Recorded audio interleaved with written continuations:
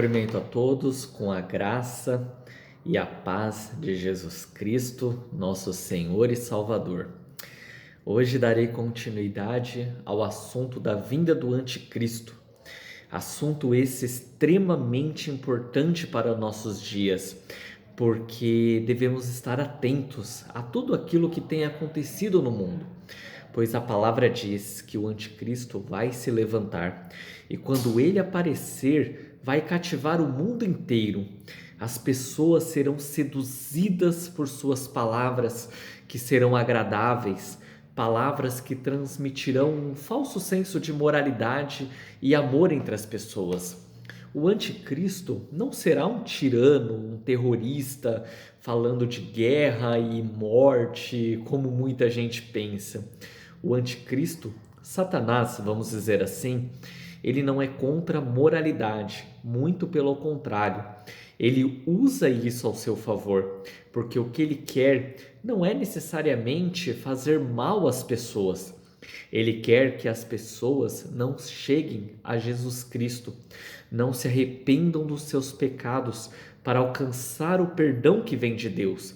Por isso, é tão importante a gente entender e viver na vontade de Deus, no propósito de Deus para a nossa vida, que é a salvação, que é o perdão pelos nossos pecados.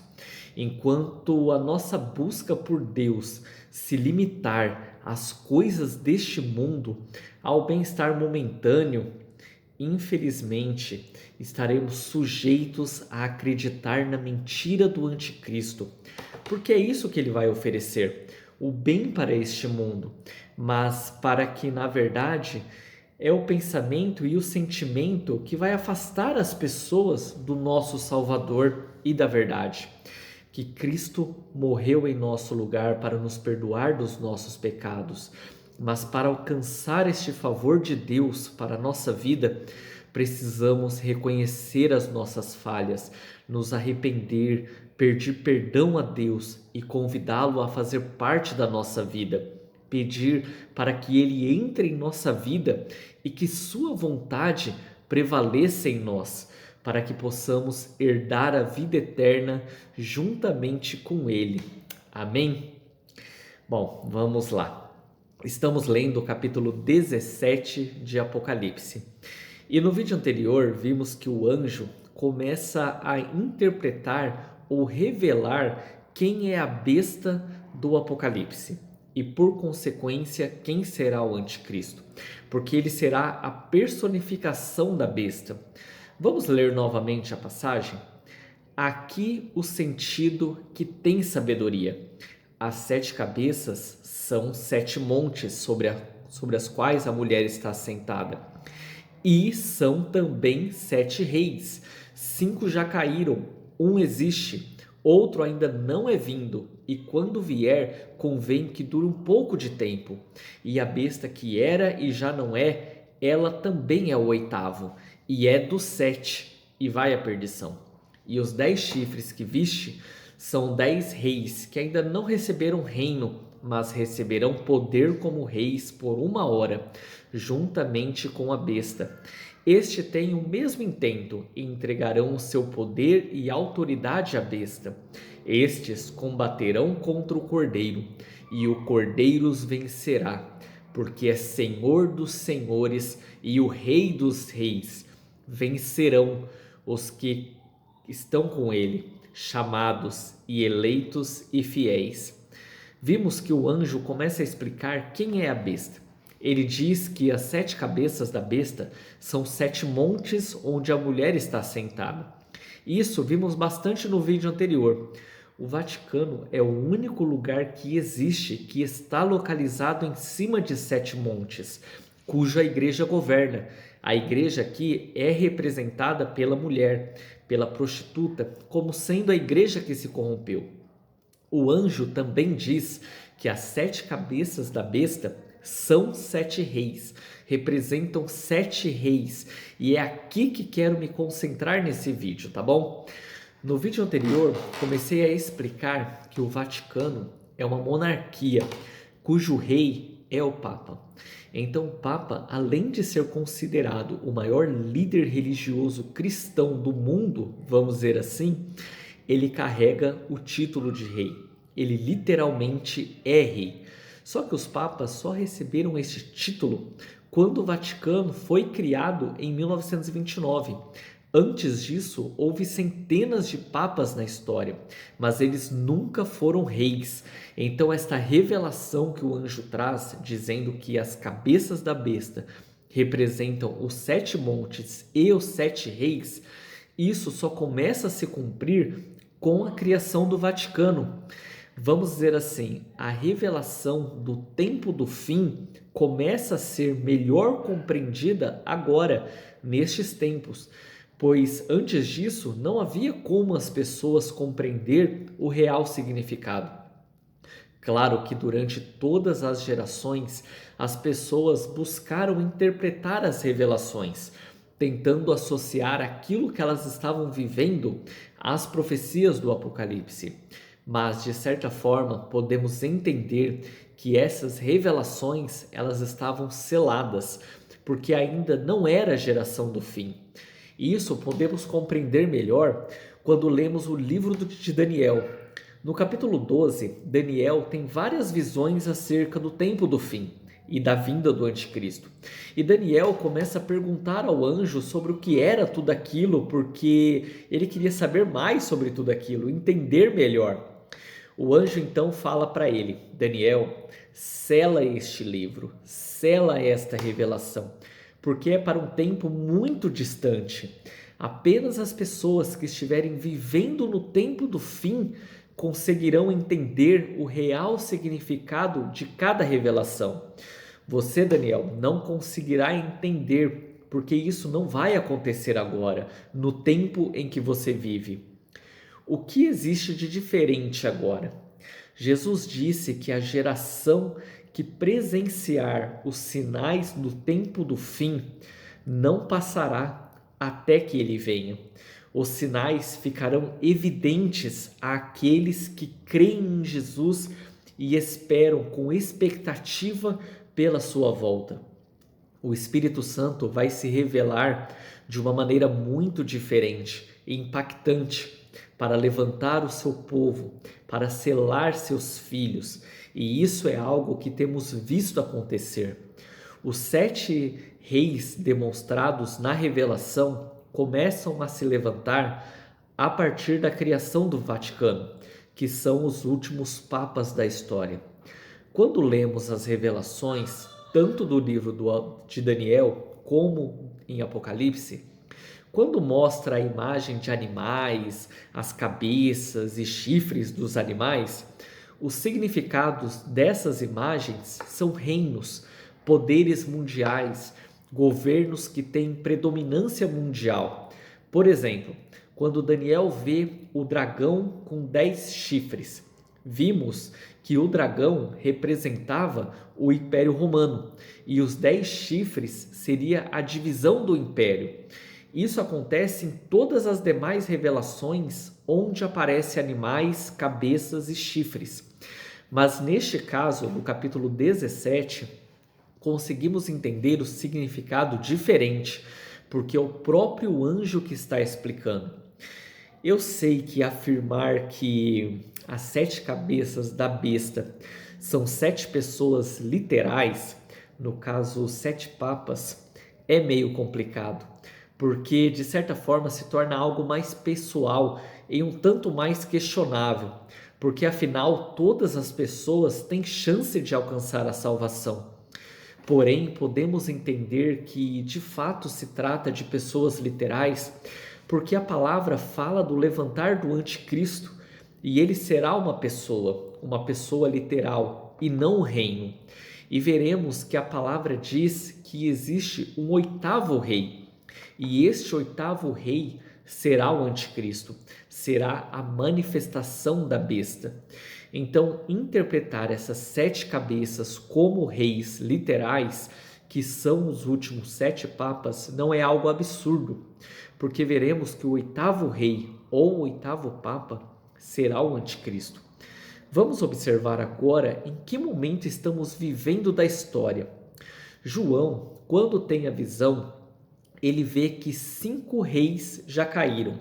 Ou seja, esses 5 reis não têm tanta importância para os sinais do tempo do fim. Não é no tempo deles que as coisas iriam acontecer.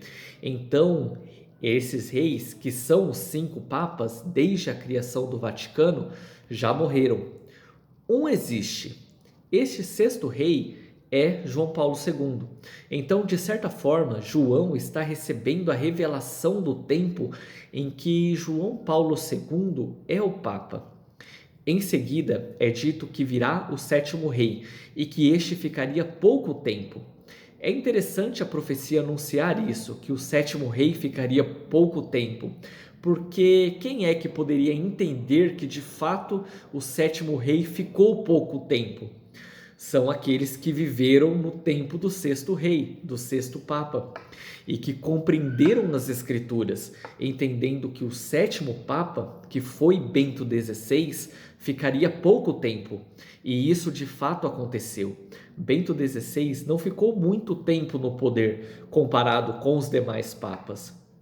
E o tempo que ele ficou à frente não foi expressivo, não teve tanta relevância. Bento XVI foi o 7º Papa.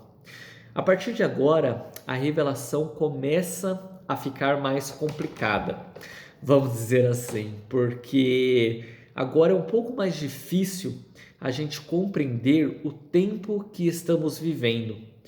É importante a gente clamar a Deus e pedir a orientação do Espírito Santo para abrir os nossos olhos, para que possamos compreender a verdade.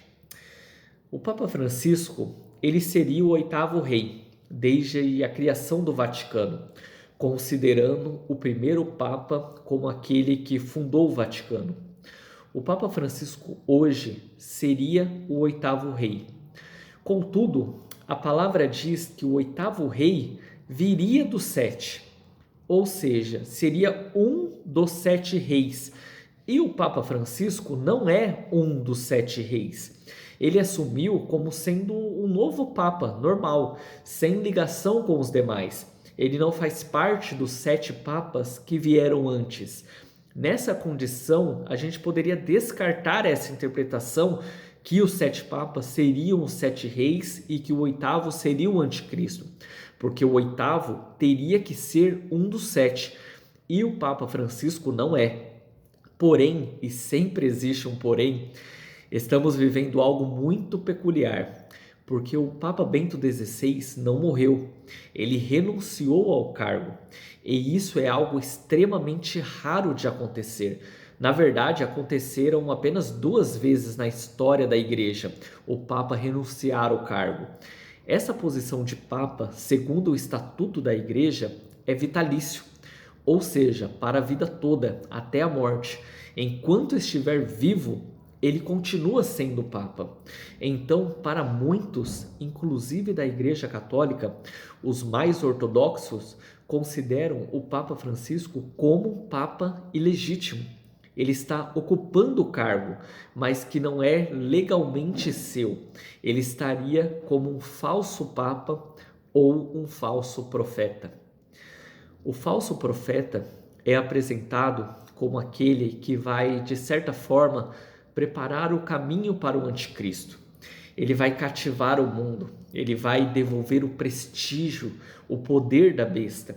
Ele vai unificar as religiões, não fazendo com que todos creiam em uma mesma coisa, porque isso é praticamente impossível, mas ele vai unir as religiões, todas as pessoas em um mesmo ideal, em um mesmo propósito. E qual seria este propósito?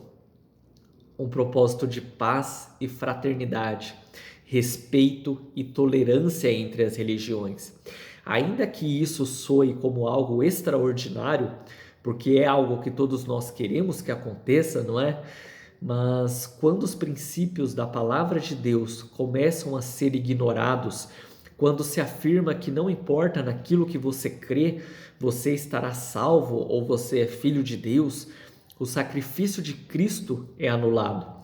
quando se aceita o pecado dizendo que não tem problema fazer isso, que essa questão de pecado é relativa, porque com a evolução da mentalidade das pessoas, essa questão do pecado foi superado, é algo religioso que prende as pessoas e que então não existe mais o pecado e basta apenas amar o próximo, fazer o bem e está tudo certo. Crer em Jesus Cristo como nosso Salvador, como aquele que perdoa e tira os nossos pecados, deixa de fazer sentido, porque se afinal não existe pecado, logo não tenho que me arrepender e por que aceitar a Cristo? O falso profeta, ele é um líder religioso e nessa posição é claro que ele não vai aprovar tudo, ele é cauteloso e sabe enganar. Mas ele vai dizer: olha, se você faz esse tipo de coisa, vamos imaginar algo que é pecado, que é contrário à vontade de Deus e que todo mundo, mesmo sem ser cristão, reprova. Ele vai dizer mais ou menos assim: olha, seria melhor você não fazer, eu não concordo com isso. Mas se você fizer, não tem problema. Seja uma boa pessoa, ame o próximo, que está tudo bem. Isso é anular Cristo. Isso é tirar a consciência de pecado da vida das pessoas e, por consequência, anular a ação de Deus. A palavra diz em João, capítulo 16, versículo 8, que o Espírito Santo age em nossa vida para nos convencer do pecado, da justiça e do juízo de Deus. A ação de Deus em nossa vida é para nos levar ao arrependimento e reconhecer a soberania de Jesus Cristo, o Filho de Deus. Então, quando a consciência de pecado nos é tirado, quando não mais reconhecemos a natureza de pecado ou a prática do pecado, vemos tudo como algo normal, como se o pecado não existisse mais e que o mundo evoluiu. Se não existir mais pecado, por que precisamos de um Salvador? Resumindo, o texto que lemos diz que o oitavo rei será o anticristo. O Papa Francisco hoje, na teoria, ele é o oitavo rei. Porém, existe a peculiaridade que Bento XVI ainda está vivo. E por essa razão podemos entender que Francisco estaria na posição de um falso profeta. E quando vemos tudo aquilo que ele fez e tem feito, ele restaurou o prestígio da igreja. Ele é reconhecido e admirado por todas as religiões. Ele assinou o tratado de fraternidade e paz com os muçulmanos. Ele tem feito coisas jamais imagináveis e suas palavras parecem como de cordeiro, porque parece que vai promover uma verdadeira paz no mundo. A palavra diz que o falso profeta faria isso e vemos isso acontecer. Quem é o anticristo? Não sei responder essa pergunta, ainda não. Não sei o que vai acontecer no futuro, mas eu sei que quando as coisas acontecerem e algo vai acontecer para que o oitavo rei ou o anticristo se revele, eu creio que o Espírito Santo nos fará compreender. É dito que o oitavo rei vem do 7. Pela lógica, seria Bento XVI, que de alguma forma reassumiria o poder e assim seria o oitavo rei, e seria um dos 7. Ou talvez com a morte de Bento XVI, Francisco estaria de forma legítima como oitavo rei, e por ele já estar no cargo antes, como coparticipante do sétimo Papa, seria ele o oitavo rei. Não sei responder isso. São apenas especulações. Como não aconteceu ainda, só saberemos de fato o que será quando acontecer. Mas o fato é que estamos vivendo neste tempo, onde o oitavo rei ou falso profeta já estão agindo ou vão agir em um curto espaço de tempo. Isso levando em consideração a idade que o Papa Francisco tem, porque ele já tem idade avançada. Espero que entendam a dificuldade que eu tenho em afirmar esse tipo de coisa, porque se qualquer coisa diferente acontecer do que tenho dito aqui, todo esse entendimento das revelações, de certa forma, cairão por terra. e tudo aquilo que considero de mais precioso em minha vida, que vivi como experiência com Deus, de certa forma será anulada ou questionada. Não estou aqui para tentar defender uma ideia e, se caso ela falhar, vamos dizer assim, tentar consertar falando outras coisas. Estou aqui anunciando aquilo que eu creio que veio de Deus, porque é algo que move a minha vida há anos. Caso eu esteja errado, e posso muito bem estar equivocado, porque sou humano e sujeito a um monte de falhas, Deus é quem me julgará. E espero que sua fé não desfaleça por minha causa, porque o intuito de anunciar essas coisas é justamente para que a nossa fé seja fortalecida e que estejamos preparados para tudo aquilo que iremos enfrentar. O versículo termina dizendo que o anticristo e o falso profeta vão à perdição. Eles serão derrotados pela manifestação do Filho do Homem, ou melhor, a vinda do Senhor Jesus. E quero terminar com essas palavras. Se de fato estivermos vivendo neste tempo onde as profecias estão se cumprindo, se de fato o Papa Francisco for o falso profeta e o anticristo já estiver para se revelar, a palavra diz que eles serão derrotados pela manifestação da vinda de Jesus. Percebam quanto isso está próximo de acontecer. Quando olhamos para os sinais, toque das trombetas e tal, parece que ainda vai demorar muito para Jesus voltar. Mas quando olhamos que estamos vivendo no tempo onde os reis apresentados na besta já se levantaram e que já estão com idade avançada, percebam que está muito perto da vinda de Jesus. Eu espero que essas palavras estejam edificando a sua vida. No próximo vídeo, se assim Deus permitir, falarei um pouco mais sobre isso ainda. Mas creia na volta de Jesus. Viva nessa expectativa, ou melhor, na realidade que o nosso Rei está voltando. Isto dá sentido à nossa vida, à nossa existência. Isso faz a gente olhar as coisas de uma outra forma, muda nossa mente, nossas prioridades. Jesus está voltando. O tempo está acabando e Ele quer nos salvar. Ele quer que a gente entregue a nossa vida a Ele. Está na hora de parar de viver uma religiosidade. Jesus não é religião, Ele é o Deus que está vivo e que reina. Só precisamos crer em quem Ele é, só precisamos acreditar com todo o nosso coração naquilo que Ele fez por nós. Ele não espera ou exige de nós sacrifícios, rituais, aparência religiosa. Isso Jesus combateu quando veio a este mundo. Ele só espera que tenhamos um coração quebrantado. Ele só espera que a gente deseja ardentemente em estar em sua presença e ouvir a sua voz falando com a gente. Ele quer revelar o seu amor a nós e que a gente possa amá-lo da mesma forma, reconhecendo a perfeição da sua criação. Que Deus o abençoe, que a glória de Deus preencha a sua vida e lhe dê paz e alegria em saber que o nosso Redentor vive e que está vindo nos buscar. Que a paz de Cristo esteja em sua vida. Amém?